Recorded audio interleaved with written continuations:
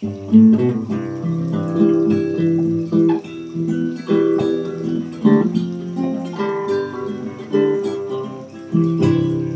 my bucolic life, we have the city strife. Horses, chicks, and dogs, they are my neighbors. I cook and some spin, and move the horses into the barn. Then time to move them out again. Right barns, green pastures, beautiful my houses. The view I see each day when I arise.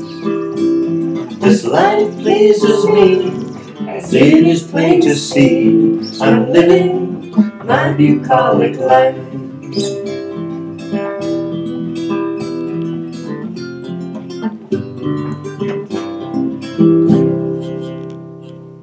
Hello, and welcome to installment number 3 of Making the Cardigan Jacket. So actually I was like trying to position my camera so it didn't look like utter chaos was happening behind me, but I've just decided I'm just leaving it because this is a workshop, and so there's projects in process all over the place, and I'm just going to leave it because, you know, that's the way it is. So the main thing we're going to be doing today is working on this front easing. Now, this is my side front, and there's these 2 dots here. And instead of pleating it in to take in that extra, it's eased. But in addition to this piece, I need this piece, okay? This is a stay that I will be basting to my fabric so that once I have it eased, I can attach it to this piece and it's going to stay in that shape. So, but before I get to that, there's one more step that I need to do to this front piece that we did the bound buttonholes on before I put it aside. And that is, I need to reinforce this front edge. And traditionally you would be stitching on a piece of twill tape, and you can do that if you would like to. Excuse me. I am going to be fusing on a piece of stay tape, and I am going to be using this one, okay?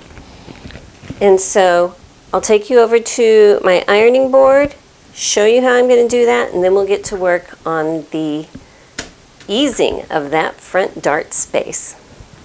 Okay, so using a damp steam heat, I am just putting my tape on right along the edge, and this tape is 1 centimeter wide so that the whole thing will be inside my seam allowance, but this is mainly to keep it from wanting to stretch out of shape. Now, it's kind of, on my version here, a belt and suspenders kind of thing because I do have a light interfacing fuse to the entire piece already, but it can't hurt, and it is a standard procedure, and I wouldn't feel right going without it, so this is what I'm doing. So let me go ahead and get scissors and clip it down here. And it always can't hurt to go back and just add one little extra press, trying not to wiggle my iron a whole lot. I don't want to stretch it out of shape at all, but just pressing straight down with the moist heat is what I want. So I'm going to set this one aside. Now the second one has all of our bound buttonholes on it. So when I press it, I don't want to press it straight on top of those buttonholes because I don't want the indent of that to come through on the back side. So I'm going to be careful to press only along this edge. And I'm just going to come back in between here and just press it one more time everywhere except on top of those buttonholes. Now if I'm on the right side, it's a little bit different. Oh my goodness, the camera. It looks very 70s disco. Let's let it clear off here.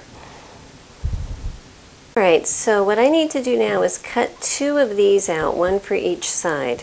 And what I'm going to be using is this old interfacing. It is a sew-in interfacing. It's like a very, very starched muslin, okay? I want something, I didn't want a fusible for this, but I wanted something more substantial than just a regular piece. So I'm going to go ahead and cut 2 of these out, and I'll be right back. All right, so there are marks on here that I need to mark. And again, I have checked, and my heat erasable pen does come off perfectly on this interfacing. So I'm going to be using it, and we're going to be marking for the dart and for the bottom here. So these 2 outside dots are for matching it up onto the garment. These down here are for making the dart. And I do like to draw my dart legs. It just helps me feel very confident when I'm sewing. Just going to pin my dart together really quickly over here. Going down 1 dot, back up the other, pinching up here at the point. That's going to give me exactly the fold line I need. Put a pin up here near the point. Anchor this one down here, and they're ready to sew. So I'm going to hold these 2 threads back here so I don't get a little nest when it gets started. And lengthen my stitch just a hair. Okay.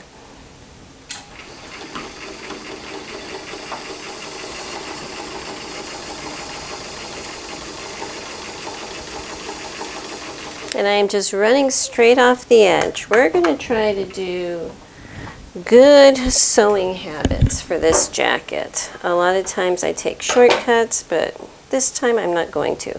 So instead of backing up at my point, which you know I am guilty of doing a lot, technically the best way is to run the threads straight off the edge. And just like I tied off my threads before, made a big loop. I'm going to make a big loopy knot at the end, stick my needle inside of that dart near the tip, a pin, sticking a straight pin in there, just like that, and then I can pull it. And that's going to create a knot right up near where I want it to be. I clip my thread about 3/8 of an inch-ish away from there, and now I'm ready to go ahead and press my darts. Okay, so I'm going to double press these and try to be careful not to erase my outside dots. If I do, I can just put them back on. So the first press is with it folded, just as sewn, okay? And that's going to soften up that fabric there. It's going to set those stitches into the fabric so it wants to stay there. Now I'm going to open it up and press the dart down, okay? Down is this way towards the larger part. I am putting it at the end of my ironing board so that this isn't going to want to get flattened out. So I can put my iron straight on here and just press it down and hold it. Again, it's a very hot, steamy iron.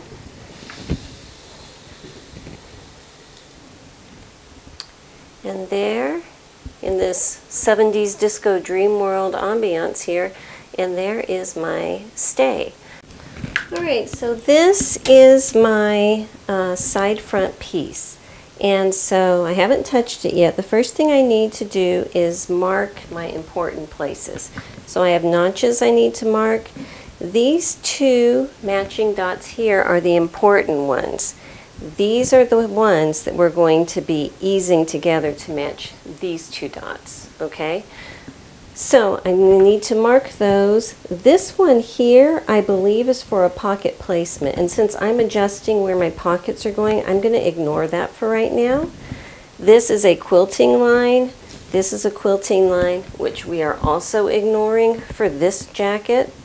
This is a sleeve placement one that we do need. So again, the notches and this dot and these 2 dots is what I'm going to mark right now. So as usual, I will be punching out my circles as you saw before with my little hole puncher with the little scrap of leather behind it. You never want to do this without your little scrap of leather.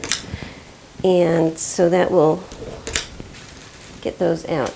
Now, this dot is okay to be on the wrong side, but these two, I'm going to mark these both on the wrong side and on the right side because I can see where I might need both of those. So I'm going to do that. The notches, instead of clipping them, I am just drawing little lines for my notches. And again, if something happens and they disappear in the course of making this, I keep my pattern pieces handy so I can always come back and put them back on if I need to. Alrighty, so one more thing I need to do. Like I said, I fused a lightweight interfacing to all of my pieces because this just did not want to lay flat and behave. So that's very handy, but because this piece, what I really want it to do is adjust and ease and everything. And I'm concerned that having this lightweight interfacing here on this piece is going to make it more difficult for that easing to look natural. So what I'm doing is the outline of this piece I have marked, and I am just going to very carefully lift off the interfacing, clip it along these lines, and then I will repress this area just to tack down the other parts, just so that I have this part that will be more malleable when I am easing it. So I'm just going to do that really quick. Alright, so now you can see I've removed that little square of interfacing, and I repressed it just to make sure that the little edges were not going to come off. And so here's my upper dot and here's my lower dot. What I need to do is run 2 rows of gathering stitches between those 2 dots inside the seam allowance, but fairly close to the dot. So I would say if this is 5/8, do one at like 1/2 inch and one at 3/8 of an inch. Alright, so what I have done is I have pinned my piece matching the dots onto my side piece. So I can just unpin this and you can see I'm matching that dot and putting it on here. And the corners, it was easy to see because my interfacing, you know, I cut out, so it looks pretty obvious there. And this dot up here. And so what I'm doing is I'm coming around and catch stitching it. And if you can see that right here. So what that is, it's basically you're sewing this way, but you're stitching that way. So I'm going to come up here and take a stitch this way, and my fabric is very thick, so this is not showing through to the right side. And these stitches will be left in. They're permanent, so you want to make sure you don't do anything that's going to show. But anyway, then I come down here, remove this little pin, come up here, take a stitch. And this is just a very good stitch for connecting one piece of fabric on top of another piece of fabric. It's good for hems, it's good for a lot of things. But a good thing about it is that it's kind of elastic, so that if this piece did shift, it has a little bit of freedom of movement without necessarily pulling on these stitches on this side and making it obvious. So I'm going to go ahead and finish catch stitching this around these 3 sides. I'm not dealing with this yet because I have not gathered these strings yet. Once I catch stitch this all around the 3 sides, we'll come back and do that. Alright, so I have it catch stitched around. You're looking at the right side, and I have the gathering threads anchored on a pin on this side at this dot. And I'm going to go ahead and pull them to ease in all of the fullness, and I'm just pulling it until this is completely flat over here. And that actually feels pretty good. So I'm going to go ahead and put a pin on this side and anchor these threads around it. Lift it up here, over here. So before I go over to my ironing board, I am going to tie a knot in all of these basting threads so that I know they're not going to slip on me, but I can cut the long tails out of the way and have them nice and secure. So now I am going to give it my first press. Technically you can sew it up here now, but I like to press it once first, make sure it's all flat, and then sew it. So I'm going to do that real quick. Alright, I gotta see if I can figure out how to do this without steaming up the camera. But basically, you just steam this. I want to make sure I'm putting a lot of steam into the fabric in heat. And I'm not pressing it, I'm just hovering. And then come back and pat it into shape. Need to put some soft disco music in the background. Oh, hurt myself. And what I'm trying to do is get it so that I don't have any visible signs of easing here. I want it to, basically all these threads to want to come closer together to naturally become the shape that the dart on the other side is. So, however long it takes, you know, that's how long it takes. Some fabrics are quicker than others.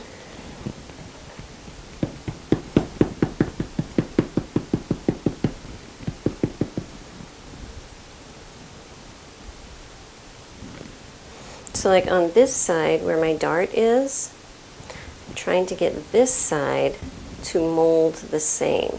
Alright, see, I can see one tiny little, it's not actually a pucker, but it's a little bit more ridgy there, so I'm going to iron that one more time.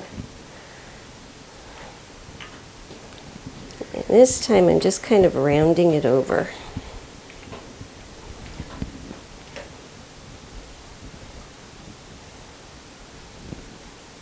I actually think that's pretty good. It looks pretty good. Iron right up here. Okay, so now I've actually already done this side. What I need to do is once I have it all molded into shape, I'm coming back, and I know I'm using white thread on white, but that's how I'm rolling. Just do a little, with a hand needle running stitch, going straight across there, just sewing it together so that this is not going to want to come apart. Alright, and finally, just because I have a lot of stuff going on here, I am going to fuse a piece of my 1-inch wide tricot tape over the top of it. It's just going to help make it a little more secure over here on this edge, because I don't want anything to come loose, give way, stretch out of shape, or anything else. In this tricot tape, it's very lightweight, but it really does help. Oh my goodness, I've steamed you up again. There you go. So it's very lightweight, it's very soft, but it does help things hold their place better. So, and finally, the last thing that I'm doing today is I'm going to be sewing my side fronts to my fronts. So there's notches, 2 of them on each side. So we're going to match those up and stitch it straight down here at a nice 5/8 inch seam allowance. Okay, so the last step of the day is to press this. And what I want to do first is to press it flat.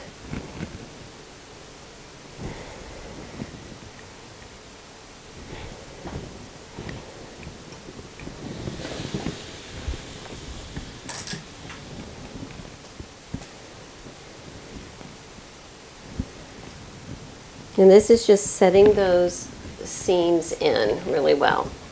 Now I need to press them open. So I'm getting my sleeve roll here, and what I'm going to do is just work on half of it at a time. So at this point I'm going to press it open with my fingers, and again I do have a very, very steamy iron, and I'm just going to hold it down for a few seconds, remove it, get my wooden block, And I'm using it wide, the wide side, not the narrow side, because it's not as apt on my sleeve roll is actually pretty soft. I need to restuff it and compact it, because when I made it, the sawdust was fresh and it is dried out, so I need to compact that. But if you're pressing it on a malleable surface, like a soft surface, and you press in this way, some of those points might come through. But because I'm using the wider side, there's not a chance of that. So I've done the bottom, and now I'm going to press the top.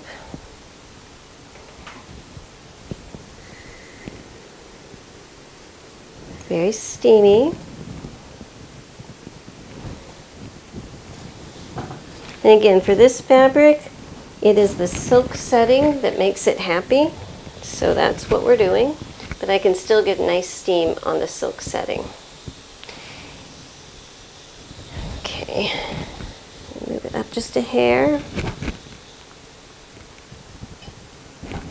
Now I'm also going to flip it over and press it from the right side.